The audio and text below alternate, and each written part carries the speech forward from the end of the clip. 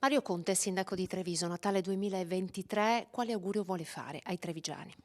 Ma innanzitutto che sia un Natale dove ritroviamo la serenità.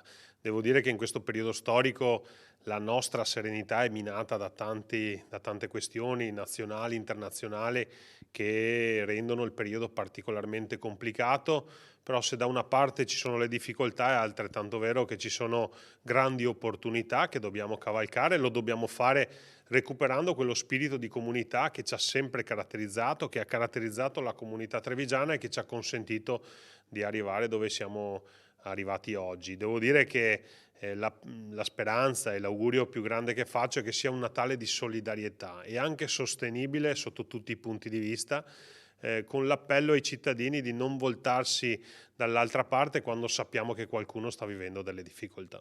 Treviso è una città da sempre solidale, grande anche l'impegno del settore dei servizi sociali. Abbiamo visto anche nell'emergenza abitativa. Cosa possiamo dire per questo? Sì, servizi sociali e terzo settore, quindi tutto il mondo del volontariato sono stati una forza straordinaria in questo ultimo anno, caratterizzato, come dicevo prima, da grandi difficoltà, ma anche da grandi disponibilità umane e valoriali da parte di tutto quell'esercito di volontari che si è affiancato alle istituzioni in aiuto appunto delle persone che sono in difficoltà. Io ringrazio il Vescovo Michele per la sua sensibilità e anche aver scelto uno dei luoghi simbolo non del degrado, ma magari di alcune situazioni certamente un po' più critiche, è un segnale importante che qui a Treviso non si lascia indietro nessuno.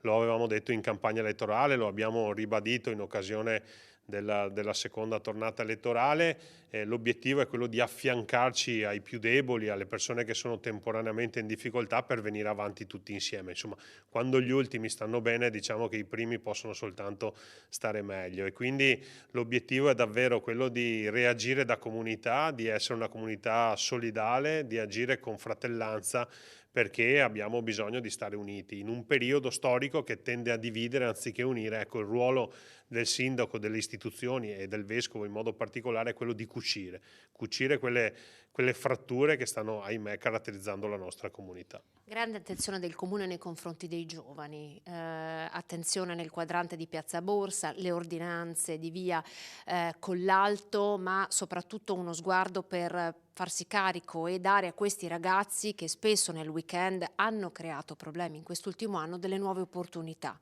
Sì, devo dire che quei giovani che troppe volte hanno fatto parlare di sé in chiave negativa sono comunque una minoranza che va aiutata perché anche loro, insieme alla stragrande maggioranza dei giovani, che invece di soddisfazione ce ne stanno regalando tanta da un punto di vista sportivo, sociale, culturale, rappresentano il presente ed il futuro, non solo il futuro, e quindi a loro vanno dati gli strumenti, vanno responsabilizzati e vanno anche bacchettati nel momento in cui manifestano il loro entusiasmo o il loro disagio con modi certamente sbagliati, maleducati e talvolta diventano addirittura anche dei reati. Ecco, a loro sta di capire quelli che sono gli insegnamenti che le istituzioni danno e l'appello che faccio è che anche in questo caso dobbiamo reagire da comunità. I genitori facciano i genitori, imparino a dire anche qualche no, le istituzioni siano vicine alle famiglie, vicine ai giovani, così come le società sportive, le scuole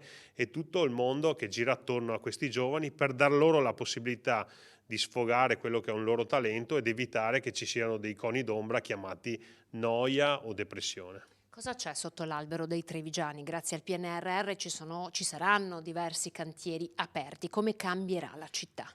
Ma devo dire con grande soddisfazione sotto l'albero i cittadini trevigiani troveranno tutti i cantieri legati ai fondi PNRR. Forse siamo una delle prime città a livello nazionale da un punto di vista del cronoprogramma, nel senso che tutti i fondi che siamo riusciti a portare a casa, e ricordo essere 132 milioni di euro, oggi sono cantieri, quindi possono vedere la realizzazione dell'ampliamento della biblioteca, piuttosto che la rigenerazione delle mura, piuttosto che la riqualificazione dell'ex macello o la riqualificazione dell'ex caserma Salsa. Quindi insomma opere importanti di rigenerazione urbana, luoghi che vengono riconsegnati alla comunità che erano un indicatore, un segno di degrado grado domani diventano luoghi di vita per i giovani, per la cultura e per la crescita della nostra comunità.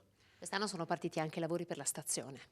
Anche i lavori per la stazione, ovviamente è un lavoro importante che riguarda sia la facciata principale della stazione, sia il lato sud verso San Zeno, dove siamo riusciti ad integrare con 3,5 milioni di euro l'intervento, portandolo addirittura a 18,9 milioni di euro l'intervento cofinanziato da RFI, dal comune, che però ci consentirà di dare un volto nuovo alla stazione dei treni.